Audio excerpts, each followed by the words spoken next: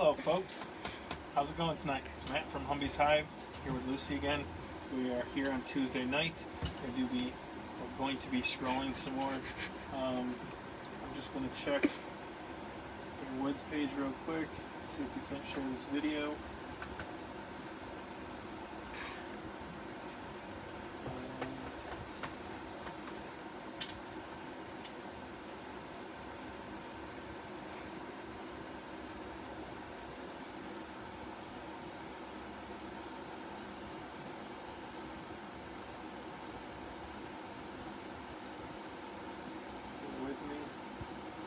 Mm-hmm. This was an easier option.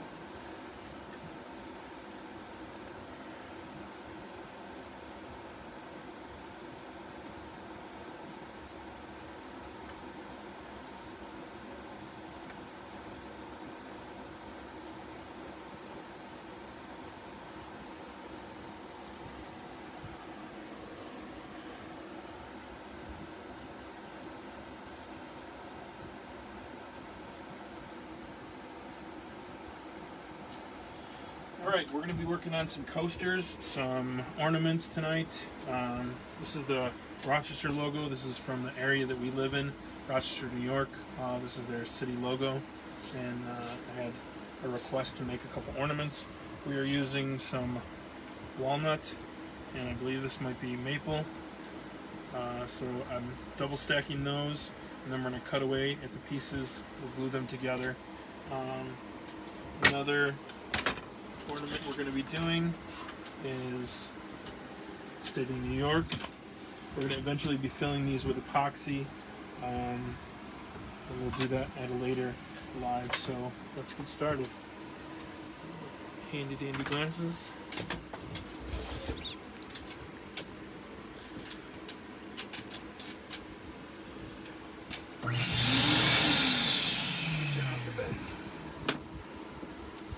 So it's not so loud.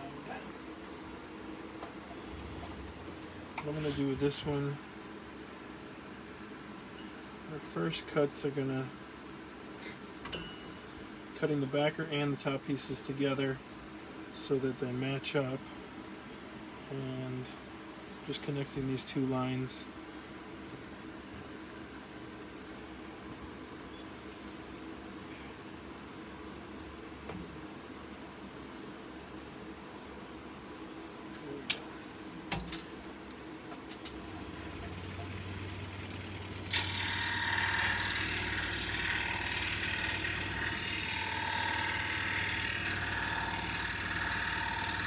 Now, if you didn't read it in the comments, I am using the modified geometry number 2/0R.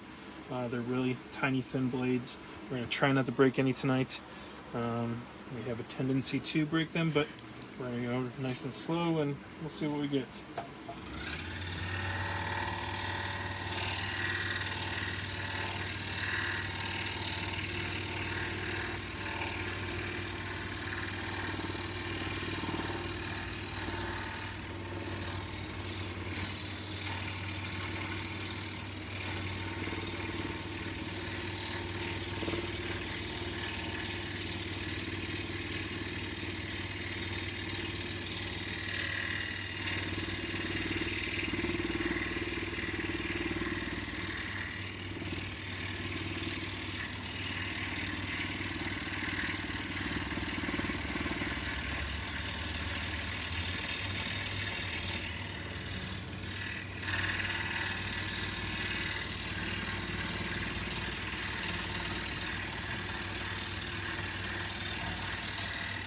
Everybody watching?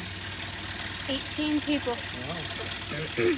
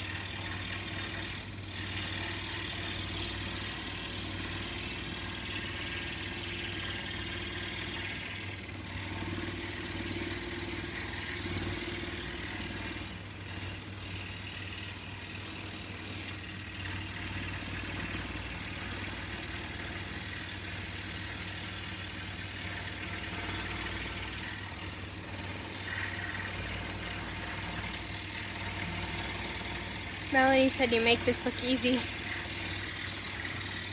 Practice, practice, practice. Alright, here's our first one. And like I said, we double stack those. So we'd have the backer, we have the front. Just gotta make sure it's in the right orientation. There we go. So then I'll go back. We'll set that aside and we'll cut out all these. We'll cut these sections out and we'll end up gluing them right onto here so that they all match up. So let's set that one aside and we'll put our second one.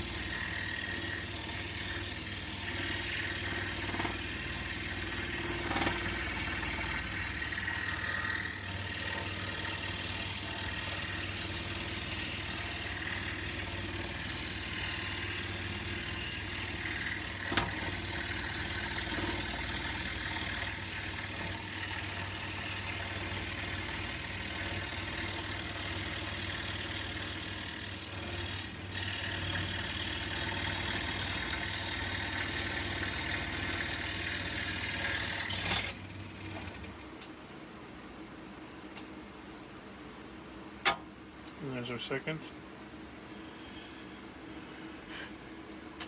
Move that out too quickly, huh? I moved one way, you moved the opposite. I did. So what I'm going to do here, because I get mixed up a lot, is on the backs, I'm going to say this is 1, 2, 3, and 4. So that I don't mix the two up. We can set that one aside.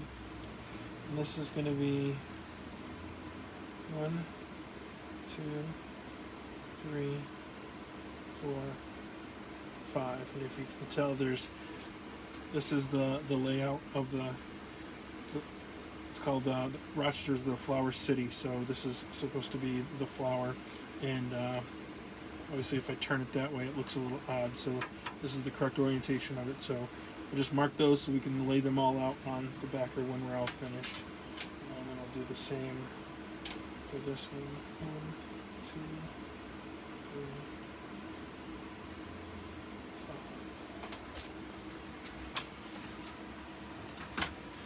4, 5. Now,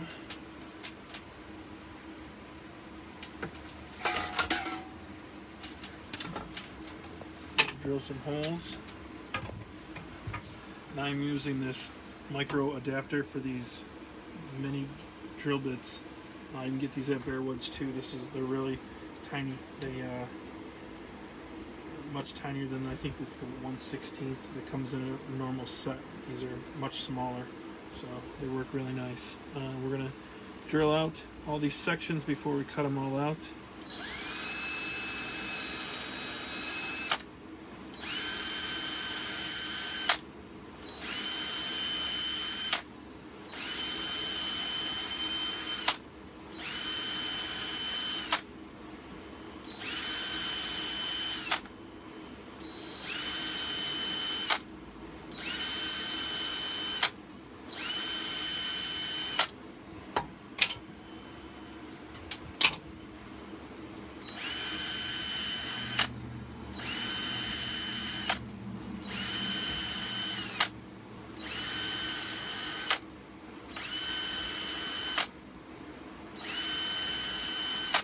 I like the clicking noise.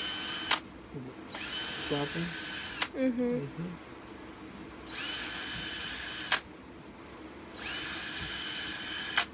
Okay.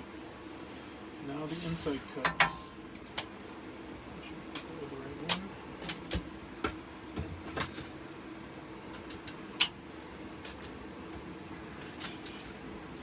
one. Now the easiest... Oh, I missed one. See? Always pay attention.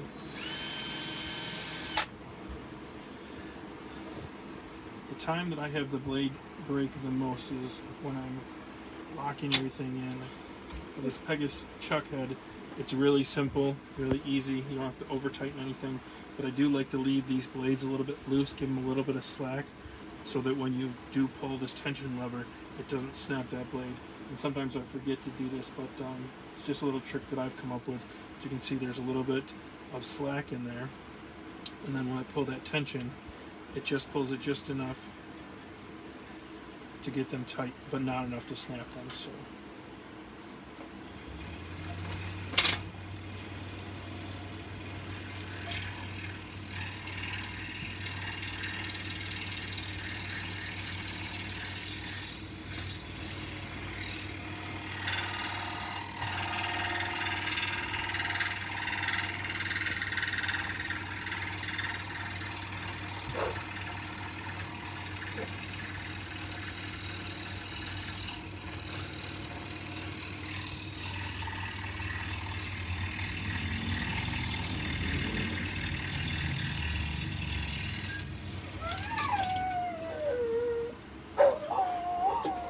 That's our dog.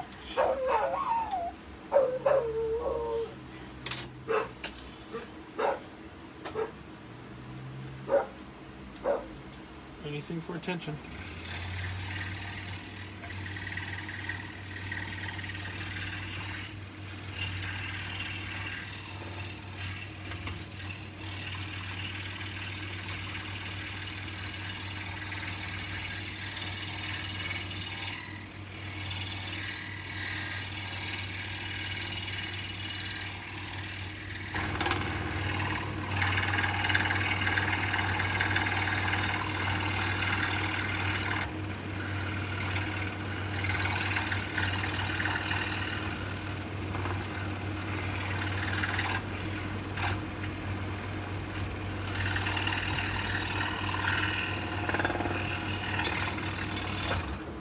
Kimberly is asking what type of wood you're cutting. I believe this is a maple. It's a hardwood. Pretty sure that's which it is. Can I see the back? Yeah. I like how it's shiny. Just some scrap wood we had laying around, and this back piece is some scrap walnut. So I think they're going to have a nice contrast together. Definitely. Before I forget, I'm going to mark this direction.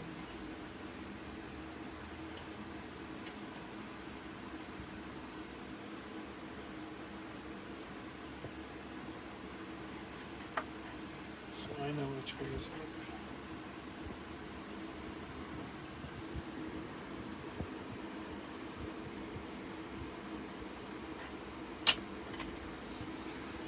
Made these before, and once you start gluing them all up, it's kind of easy to forget what goes where and get them correct. So any little tricks that you can find to help yourself, whether it be marking them or writing on them, you can always sand it off. Do it on the back and you're gluing them up together, you don't have to worry about it as much.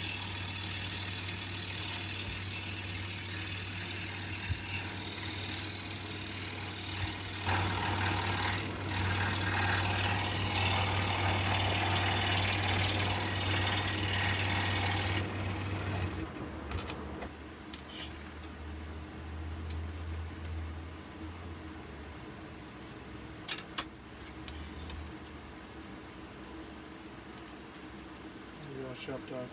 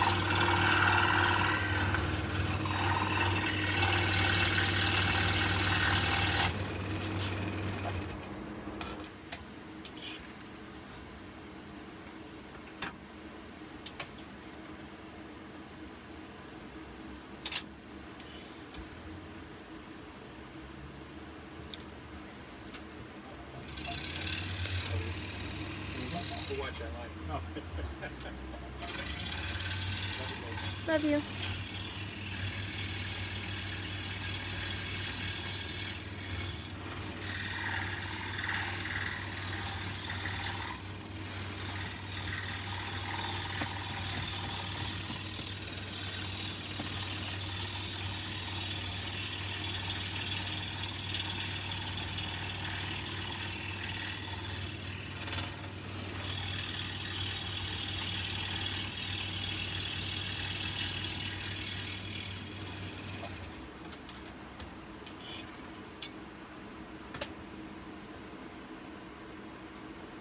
I think someone said they're watching you on their break.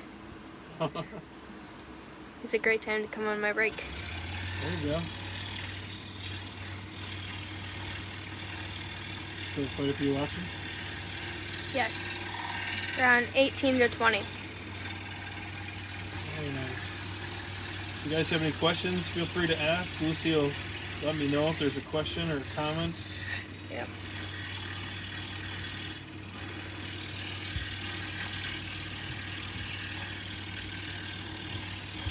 Sorry. Usually sorry for. I was fixing this. The camera's moving a lot. Does the tripod make it easier? Yes, a lot. Because then it's not so much shaky on my hands. Like, JL said hi from New Brunswick. New Brunswick? I don't know where that is. Do you know? I don't. Where is that?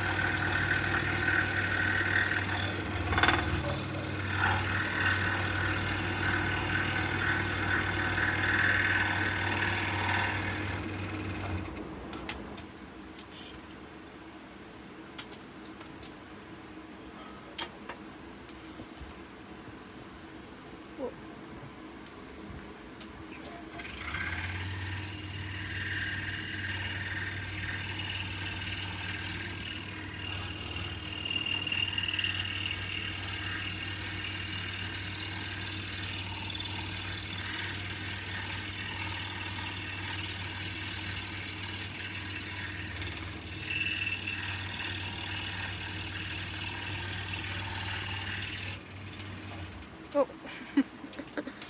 Hold on. Makes me laugh when it does that.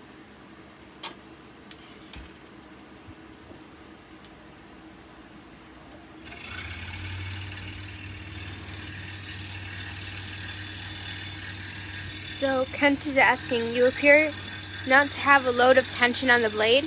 Do you use the high C or the float left to right by an 1/8 inch to determine your blade tension?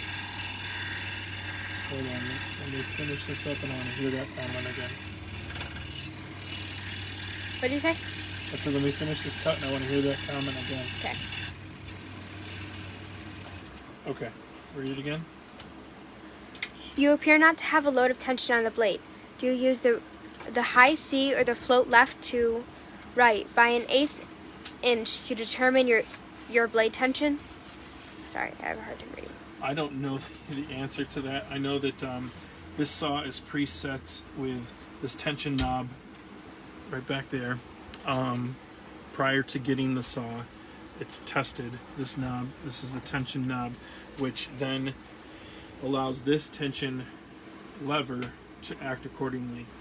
I, again, leave some slack on these blades. These are the 2R blades. They're the super, or 20/R. The super tiny blades. I like the way that they cut. I think they cut really fine, but they have a tendency to break if you apply too much tension. So I leave slack when I'm tightening this thumb screw. I leave a little bit of slack in that blade so that when I do apply the tension, it leaves it just tight enough to where it's now going to make a good cut. If I didn't leave that tension and I tightened it down all the way, the thumb screw, and see how it's pretty tight right there. If I applied tension, this blade would snap, just out of experience. We do that a lot. Yeah, we've snapped quite a few. So that's just my little trick that I've learned and come to be accustomed with the other blades besides these ones. I don't leave that slack in that blade. I'm not sure, that probably doesn't answer the question. I don't know of any other, there's no other changes that need to be made to this saw as far as I know. Like I said, I have never touched that tension knob in the back. As soon as I got the saw, it was set, and this is the only tensioner that I apply to any blade that I hook in here. So. And Melanie's wondering how often you change your blade with this, with a project like this, because she's new to this, and she feels they get dull pretty quickly. I feel that the modified geometry blades from Pegasus, you can get them from Bear Woods, and if you want to use my code Humby'sHive, you can get 5% off blades and other things. Just type it in at the checkout. But I feel that these blades last a lot longer than any blades that I've used in the past. But you can just kind of get the feel if you feel like you're pushing your wood too much and the blade's not cutting as well. If you find the blade is drifting in your piece and not cutting straight lines, those are times when I change the blade. Even sometimes new blades, I'll find that they drift a little bit, so kind of got to get the feel of it once you get the knack to it, I guess. Also, if you break them, that's the telltale sign that you need to replace your blade, right? Like I said, we are accustomed to snapping blades, breaking blades, so everyone does it. It's going to happen. You just don't want to put too much pressure forward. You want to let the blade do the work. And I think that these modified geometry, the way that they are designed to 3/4 of the teeth are on the downstroke, and at the bottom they do have some teeth that are opposite to cut on the upstroke. I think that leaves a much smoother cut. If you can kind of check that out, we don't have a lot of areas that are going to need to be sanded too rough. We just kind of hit it with a 220, clean it up a little bit, maybe on the inside. But besides that, I believe these are my favorite blades right here to use. And again, unfortunately, then because they are so thin, you can't really use them on thick stock as much. And again, you just have to be careful. Like I said, take my little trick. You can use that. Test them out yourself. Buy a bunch. That's the best thing I have. I got these little test tubes. I put the sticker that was on the bag from Bear Woods right on top. You can see this is the blade, and I stocked up. This is my supply, and it used to be more abundant, but like I said, sometimes I'm not that delicate. So. Ken too asked the question about the tension. Yes, Mm-hmm. He said, "Okay, awesome," and he said that was a great answer. Good. Don't know it all, but I can lend my experience. That's the best I got. And Melanie said thank you too. Of course. Thank you for watching.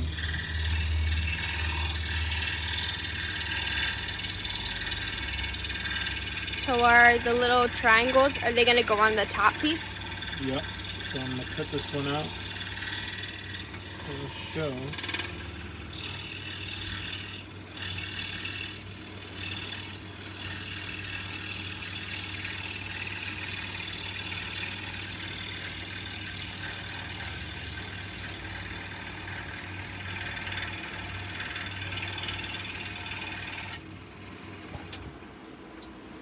So this one is going to sit like this on top of it. Oh, nice. So the dark piece on the bottom?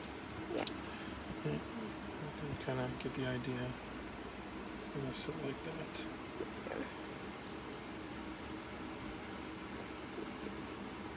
It's like it's like yellow light in this room, so it's not as good as it will be, but it looks pretty cool. We're going to do...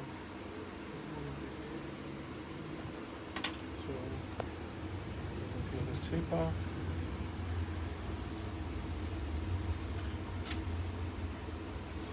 And then once everything's sanded and we got all the pieces, that's the first piece. Looks good.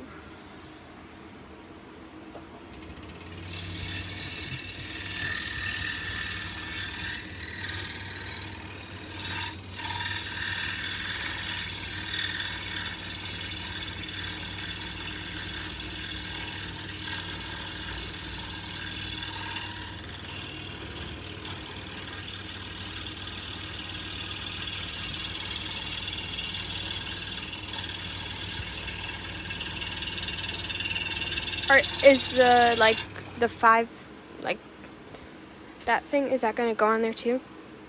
The 5? Yeah, the lines. No. So you're gonna see through the line. Got it. is You're gonna gonna be see the. dark. Got it.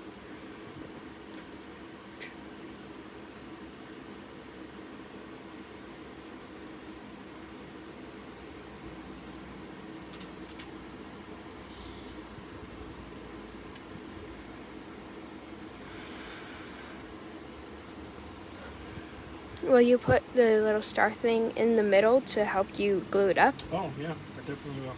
That'll be a good gauge, so it separates everything. Good idea.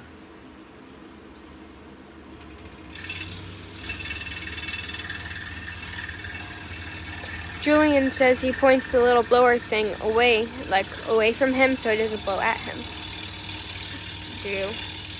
Yes, typically I have it on the other side, but since Lucy's videoing to get the nozzle out of the way, this is the best place for it. But yeah, I totally agree. Blowing away is the best.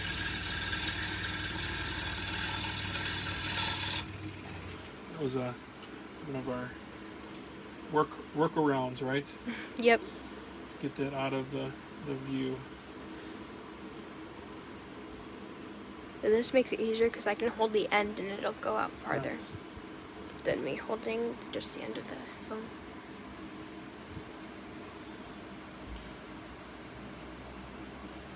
He said good answer.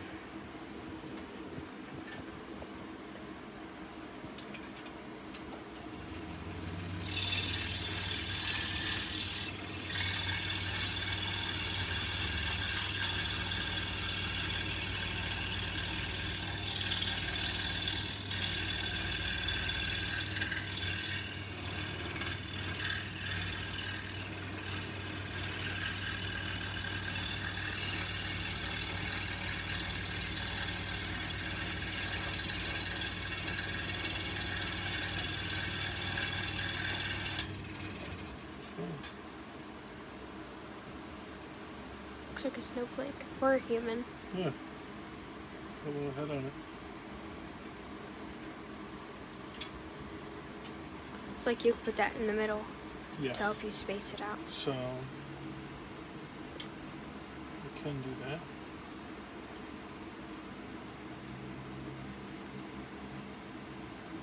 It's like a puzzle.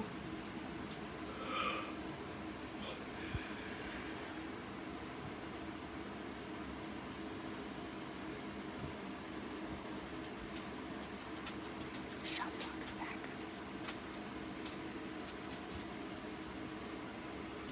Let's see if I can do this. Larry said hi to Lucy and Matt. How's it going? Larry, you're doing good. How are you doing?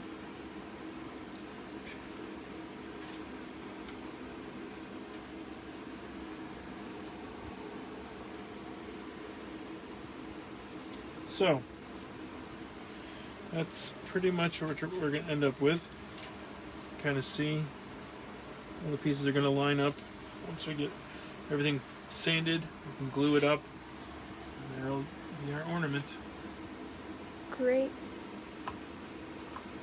Ta-da! Beautiful. Beautiful. So that's the one. Let's see this one side. Then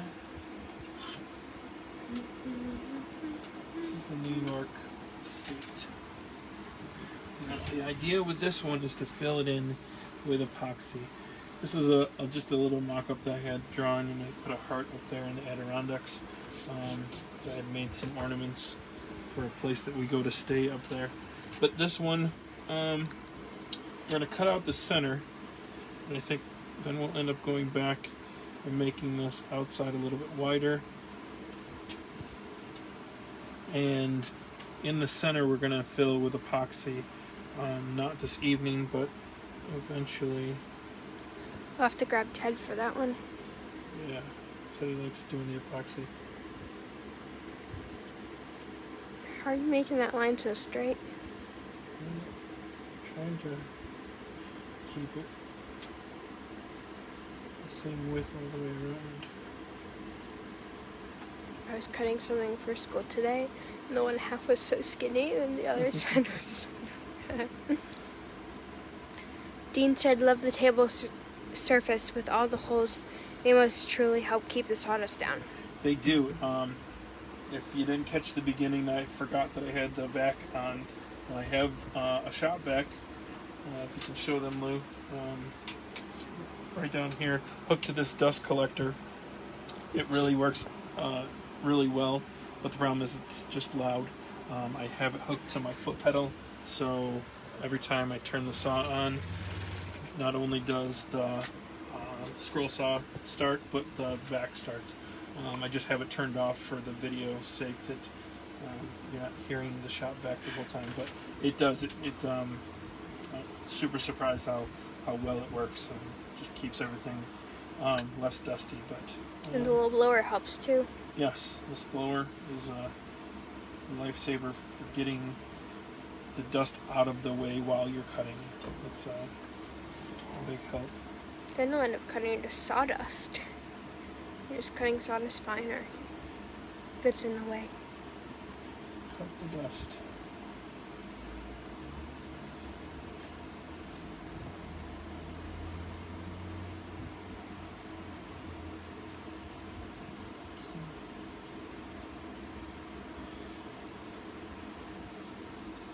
Like I said, I'm just kind of going around the outside, getting the general outside of this.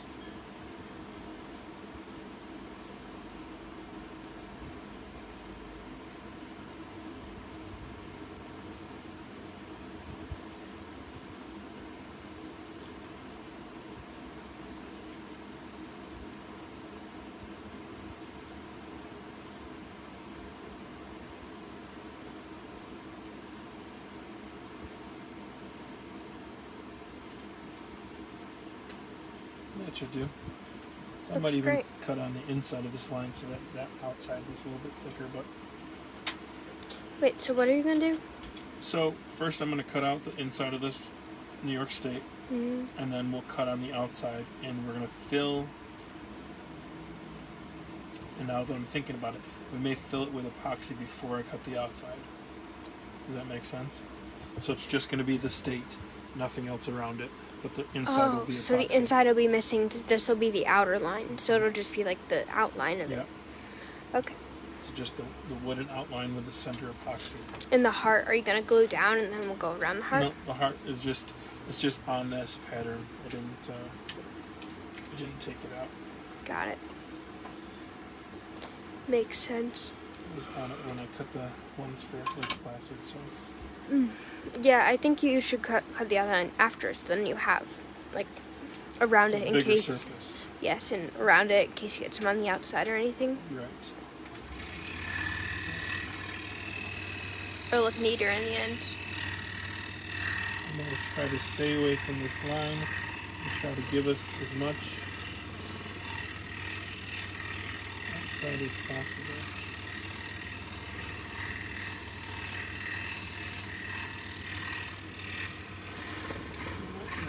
I'll just make the outside bigger. I have to.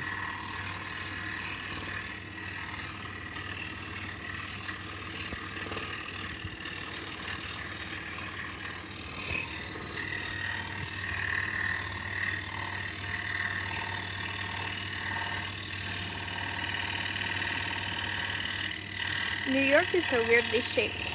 It is, isn't it? The little tail is Staten Island, right? Yeah, that little tail. And New York City is down there. That's where it is.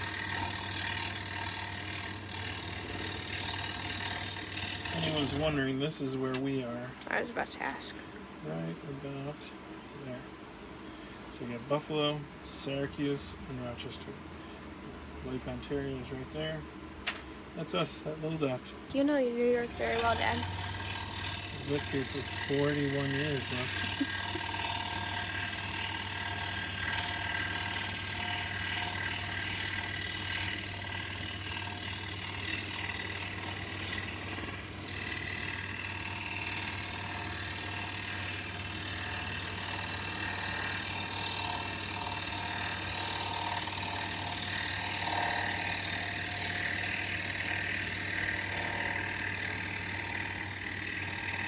Harry is wondering if the blade is round in profile with an abrasive surface, or is it like traditional blade with teeth?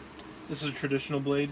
The modified geometry has 3/4 of the way down, the teeth are pointed down, and just the bottom quarter of the blade, the teeth are pointed up, so it cuts on the downstroke and on the upstroke, leaves a really nice finish. Not a lot of sanding needed afterwards.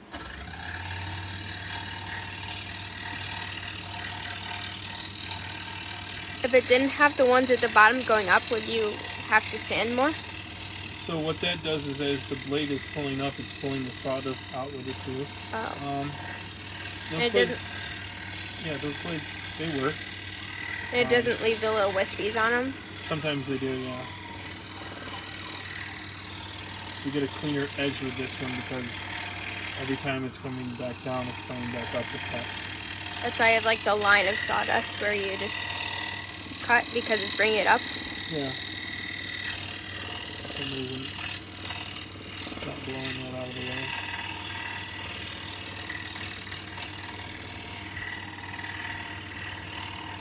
Harry said thanks. Of course.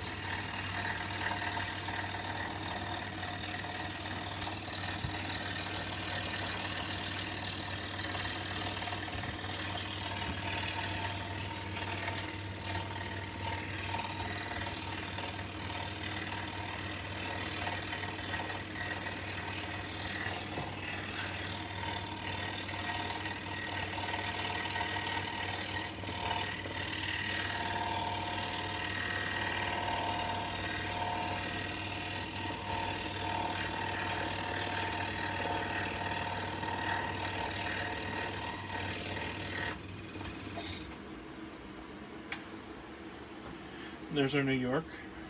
Could you save it and make an ornament out of that? Yeah, You're gonna save it? probably just fill in this a little bit, maybe. Cut that off. So like I said, what we're going to do is we will put some tape on the back of here and fill this in with epoxy. And then what we'll do is we'll go back when the epoxy finally dries and we'll cut this outline out of the state so that it's just the state as an ornament itself without anything else around it. So I think that'll look good. Yeah. How much time we got? We have a question. Does your saw have variable speed? It does. So this knob on the top here is the speed control. This is where I typically have it. If you can look, I will demonstrate. It will go. Again, this is where I feel comfortable. At this speed, I feel like I control the piece of wood well. It looks slower on camera than it really is. It does. So it'll go all the way down to that speed. I'm not sure. What's the highest? Is it bad if you do it with no wood? I think this would probably take you forever at this speed. Yep. Can I turn it up? Yep, you can turn it up.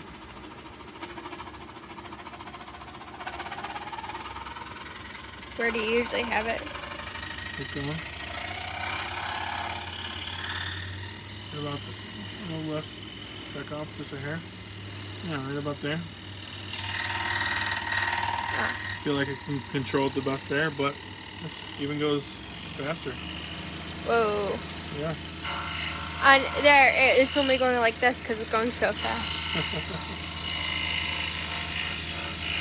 That's crazy.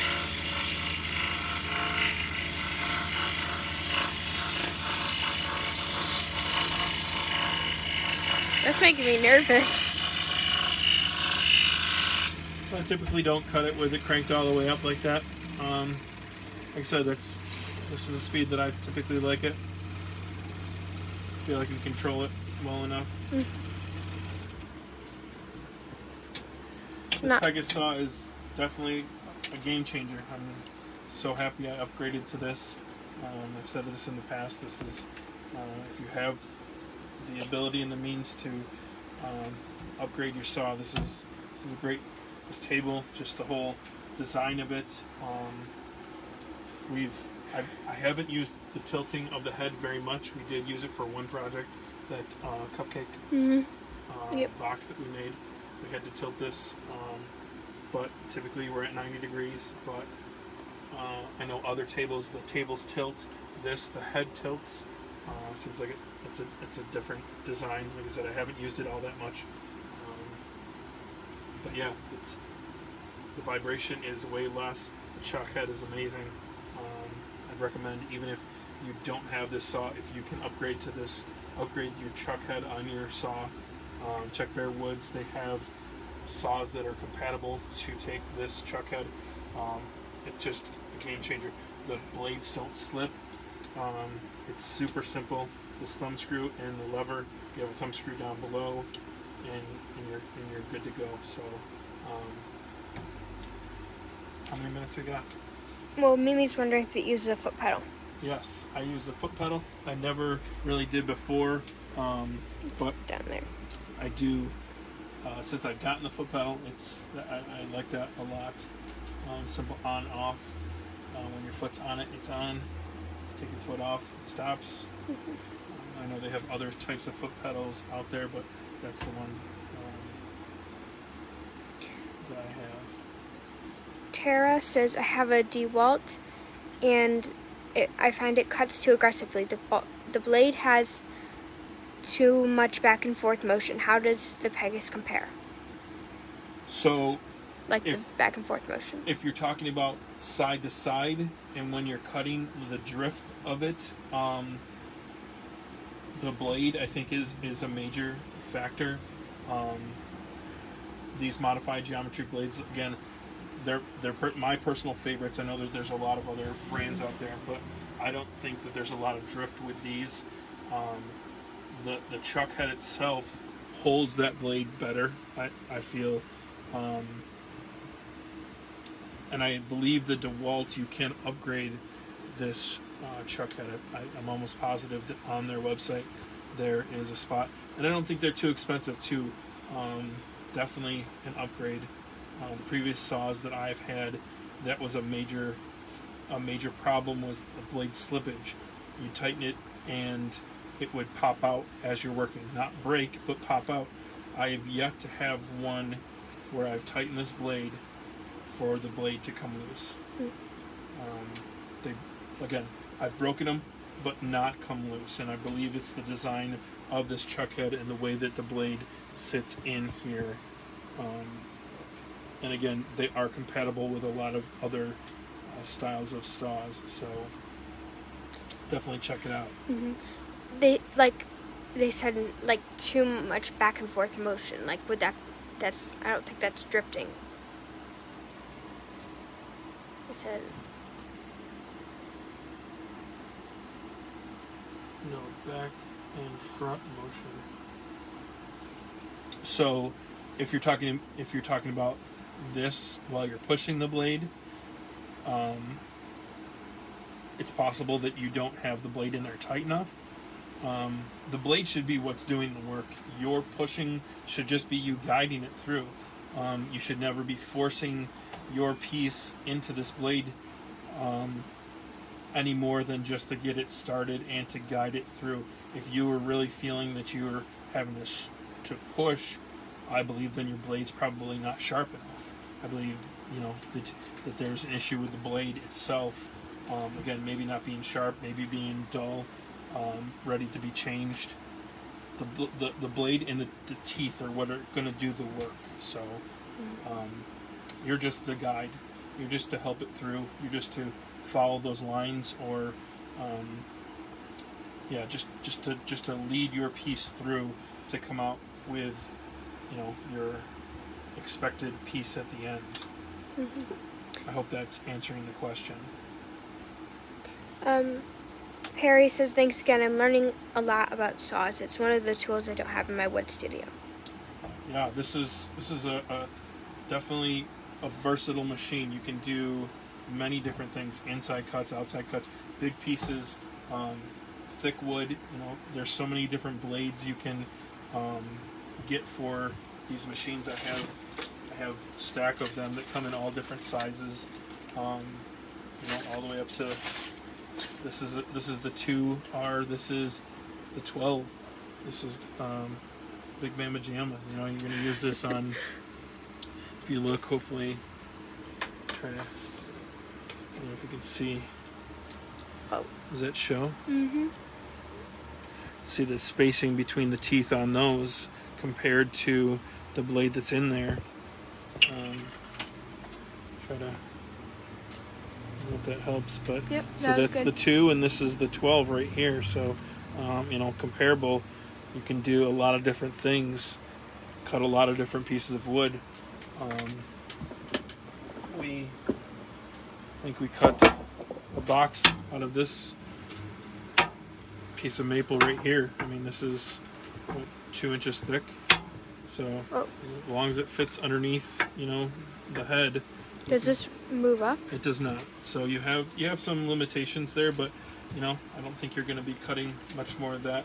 The next step would be the bandsaw, and anybody watching and following our lives, we have a new tool to come to our shop.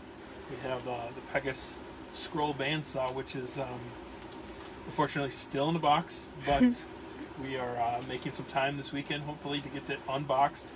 We're going to do some videos setting that up, doing blade changes, just some different stuff, and we're going to be posting those and having Bearwoods post those. We're going to do some lives on those. Now, we're not going to stop doing lives on the scroll saw, but we're going to incorporate some lives onto the bandsaw. It's a great tool. Seen it, seen the videos on it. I'm so excited to get my hands on it and just go to town, just learning how to use that thing and coming up with some really cool things. Some bandsaw boxes are out there. I think those are neat to use and to make. So I'm really excited for those. I think it'll help even cutting some stacked pieces, the outlines of some on that scroll saw, because I believe it has a blade very similar to this 12R to start with. So that's their starting blade, I believe. And again, I'm going to find out more once I open it up and get it going and be showing you guys. So again, thank you guys for watching. I hope you guys have a great night.